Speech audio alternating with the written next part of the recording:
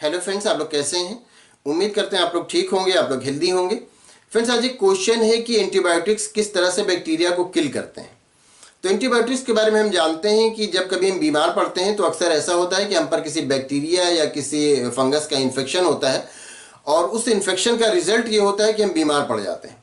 तो फिर उसके लिए हम क्या करते हैं? उसके लिए हम एंटीबायोटिक लेते हैं। वो एंटीबायोटिक जाके उस बैक्टीरिया को किल कर देता है और इन्फेक्शन खत्म हो जाता है और हम हेल्दी हो जाते हैं। तो आपका क्वेश्चन ये है कि वो एंटीबायोटिक किस तरह से उस बैक्टीरिया को किल करता है, ये आपका क्वेश्चन है। तो एंटीबायोटिक्स के बारे में हम जानते हैं कि एंटीबायोटिक्स बायोकेमिकल कंपाउंड होते हैं और इसको प्रोड्यूस भी ये बैक्टीरिया और फंगस ही करते हैं।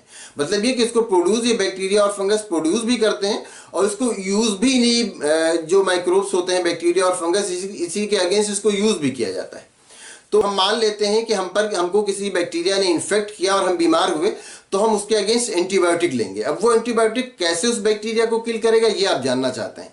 तो वो एंटीबायोटिक जा करके उस बैक्टीरिया में जो मेटाबॉलिज्म होता है, तो मेटाबॉलिज्म के लिए जो बहुत सारे बायोकेमिकल पाथवे होते हैं उनमें से बहुत सारे पाथवे को ये जाके ब्लॉक कर देता है। मतलब ये कि उसकी मेटाबॉलिक एक्टिविटी को रोक देता है, उसमें मेटाबॉलिज्म नहीं हो पाता उस बैक्टीरिया में।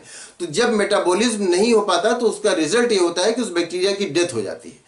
तो जो आपका क्वेश्चन है कि एंटीबायोटिक किस तरह से उस बैक्टीरिया को किल करते हैं, तो ये एंटीबायोटिक इसी तरह से उस बैक्टीरिया को किल करते हैं कि उसकी मेटाबॉलिज्म को रोक देते हैं, उसकी मेटाबॉलिक एक्टिविटी को रोक देते हैं, जिससे क्या होता है उस बैक्टीरिया की डेथ हो जाती है।